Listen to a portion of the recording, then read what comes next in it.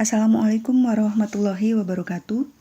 Halo semuanya, pada video ini akan kita lanjutkan pembahasan mengenai current liabilities, masih bersama saya, Gusti Ayu Indah Ratnasari.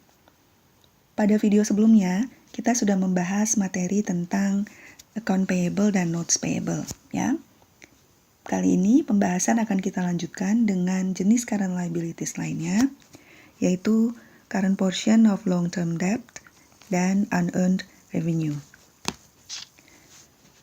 Current portion of long-term debt adalah bagian dari hutang jangka panjang yang akan jatuh tempo atau dilunasi dalam 1 tahun.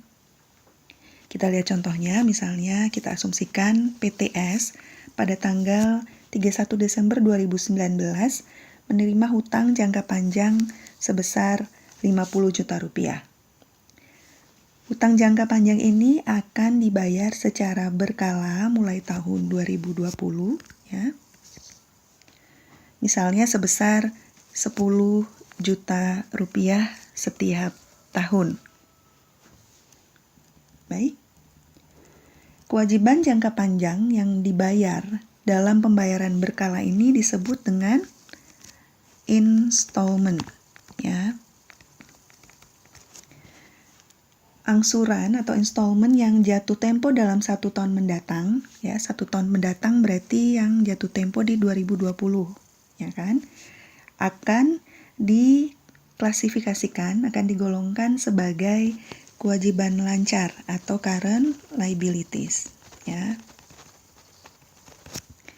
Sedangkan angsuran yang jatuh tempo setelah tahun yang akan datang, ya, jatuh tempo setelah 1 tahun ke depan, akan diklasifikasikan sebagai kewajiban jangka panjang, ya. Jadi yang 40 juta ini akan diklasifikasikan sebagai kewajiban jangka panjang. Baik, jadi sudah jelas ya yang dimaksud dengan current portion of long-term debt, yaitu bagian dari hutang jangka panjang yang jatuh tempo dalam waktu 1 tahun, ya. Baik, jika sudah jelas, kita lanjutkan dengan current liability berikutnya, yaitu unearned revenue. Ya, sudah pernah mendengar atau belajar tentang unearned revenue sebelumnya? Ini merupakan penerimaan uang muka atas pendapatan di masa depan yang dicatat sebagai kewajiban saat uang tunai diterima, ya. Mengapa dicatat sebagai kewajiban? Karena uang tunai ini diterima sebelum barang atau jasanya diserahkan. Ya, jadi ketika uang tunai diterima sebelum barang atau jasanya diserahkan, maka itu akan menimbulkan kewajiban bagi perusahaan untuk menyerahkan barang atau jasa di masa depan. Nah, ini disebut dengan unearned revenue, ya, dicatat sebagai kewajiban. Contohnya apa? Contohnya misalnya uang langganan majalah yang diterima dari pelanggan, uang pembayaran tiket pesawat yang diterima airline dari calon penumpang, sewa yang diterima di muka, uang kuliah misalnya yang diterima suatu universitas di awal tahun ajaran, atau contoh lainnya premium asuransi yang diterima di muka oleh perusahaan asuransi. Ya, jadi ketika uang ini diterima akan dicatat sebagai kewajiban. Sampai barang atau jasanya diserahkan. Ya. Sudah jelas ya pengertiannya? Sekarang mari kita lihat contoh pencatatannya. Misalnya pada tanggal 1 Desember, ya, PTN menyewakan tanah ke PTX. PTX akan menggunakan tanah tersebut untuk tempat parkir, ya, misalnya. N setuju untuk menyewakan tanah kepada X selama 3 bulan, ya, dengan pembayaran sewa di muka, ya. Misalnya untuk sewa 3 bulan tersebut N menerima 36 juta rupiah, ya, dan sewanya akan dimulai di 1 Desember. Nah, mari kita analisis transaksi tersebut. Ketika N menyetujui untuk menyewakan tanah dan menerima uang sebesar 36 juta rupiah, maka N memiliki kewajiban, ya, kewajiban kepada X. Kewajiban apa? Kewajiban untuk membuat tanahnya tersedia untuk digunakan oleh X selama 3 bulan, ya, dan tidak mengganggu penggunaan tanah tersebut, ya. Kewajiban ini muncul dengan menerima uang tunai sebelum barang atau jasanya diserahkan. Nah, ini disebut dengan unearned revenue. Dengan demikian, transaksi ini akan dicatat dengan adanya kenaikan apa? Kenaikan di cash, ya, karena dia menerima uang tunai. Jadi cashnya bertambah, dicatat di debit, dan juga ada timbul kewajiban, ya, dicatat di kredit, unearned rent, masing-masing sebesar 36 juta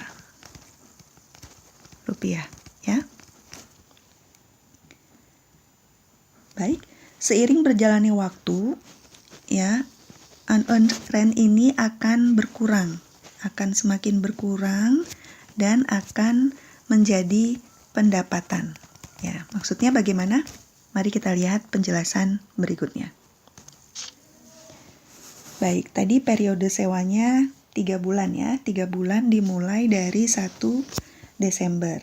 Nah, pada akhir Desember, ini akhir Desember, ya, sepertiga dari sewa yang sudah diterima di muka, ya, yaitu sepertiga dari 36 juta, sebesar 12 juta, ini berarti akan menjadi pendapatan sewa, ya. Kenapa? Karena tanahnya sudah digunakan oleh X. Jadi selama sebulan itu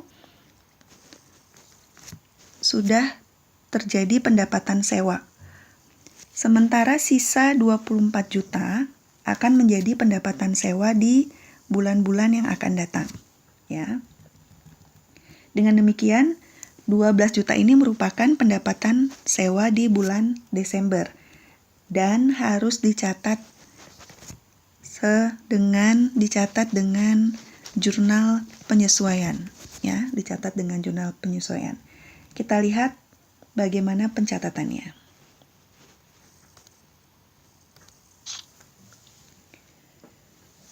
Baik, tanggal 31 Desember pada unadjusted trial balance atau neraca saldo yang belum disesuaikan dari N, akan ada saldo unearned revenue sebesar unearned rent sebesar 36 juta, ya kan? Tadi di awal dia mendapatkan pendapatan diterima di muka ini 36 juta, ya, untuk sewa 3 bulan mulai 1 Desember.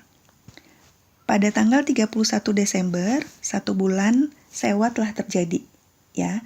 Dengan demikian, maka unearned rent ini akan berkurang sebesar 12 juta, ya, sewa 1 bulan. Maka ini unearned rent-nya berkurang, ya, karena dia berkurang, kewajiban berkurang, maka akan dicatat pada debit, ya, catat pada debit.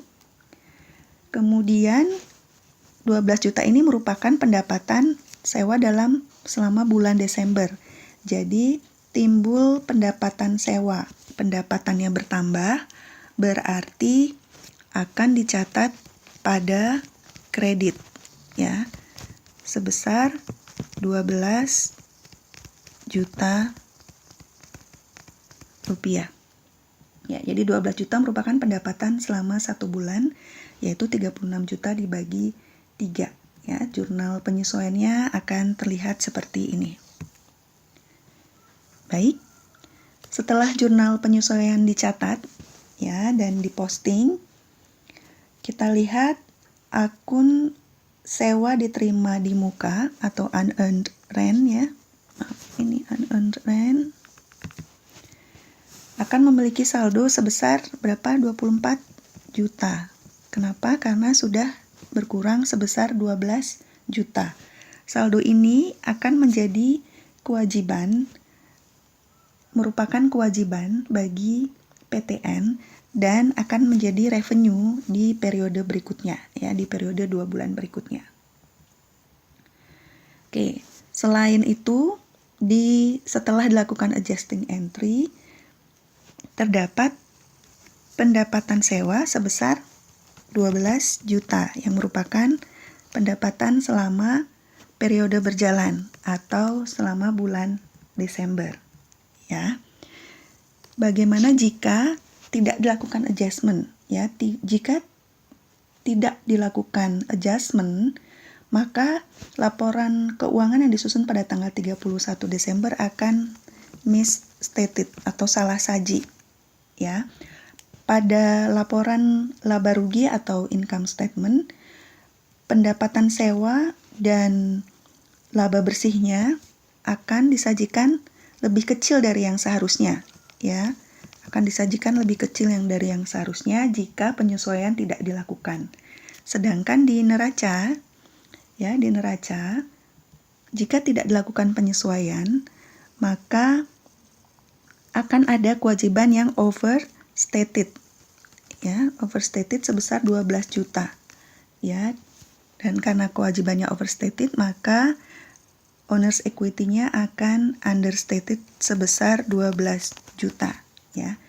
Jadi ketika kita tidak melakukan jurnal penyesuaian, maka akan berefek ke laporan keuangan. Laporan keuangannya akan menjadi misstated atau salah saji.